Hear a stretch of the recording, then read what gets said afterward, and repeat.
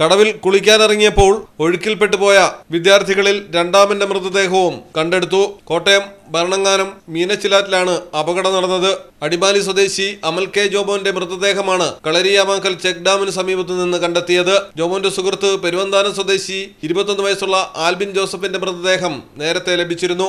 അപകടമുണ്ടായ Vilangupara കടവിന് 200 metre മാറി അമ്പലക്കടവിന് സമീപത്തു നിന്നാണ് ആൽബിന്റെ മൃതദേഹം ലഭിച്ചത്. ജർമ്മൻ ഭാഷാ പഠന കേന്ദ്രത്തിലെ വിദ്യാർത്ഥികളും സുഹൃത്തുക്കളുമായ 4 പേർ മീനച്ചിലാറ്റിൽ ഭരണങ്ങാനം വിലങ്ങുംപാറ കടവിൽ കുളിക്കാനിറങ്ങിയപ്പോഴായിരുന്നു അപകടം നടന്നത്. ഏറെ നേരത്തെ തിരച്ചിലിലും മൃതദേഹങ്ങൾ കണ്ടെത്താനാകാതെ വന്നതോടെ ചെക്ക് ഡാം തുറന്ന് ജലനിരപ്പ് കുറച്ച ശേഷം പരിശോധന പുനരാരംഭിക്കുകയായിരുന്നു. മലയാളം ടെലിവിഷൻ, കോട്ടയം. പ്രകൃതിദത്തമായ ചേരുവയാൽ തയ്യാറാക്കുന്ന അൽദാൻ കപ്പലണ്ടി മിഠായി ഇനി രുചിയുടെ പുതിയ രസത്തിലേക്ക് നിങ്ങളെ നയിക്കും. എങ്ങും എവിടെയും ഇനി അൽദാൻ കപ്പലണ്ടി മിഠായി മാത്രം. നാവിലൂറും രസം, മനസ്സു നിറയും സ്വാദ്. ഇനി ഇതൊന്നു മാത്രം. അൽദാൻ കപ്പലണ്ടി മിഠായി, മധുരത്തിന്റെ പുതിയ പര്യായം. അൽദാൻ കപ്പലണ്ടി മിഠായി.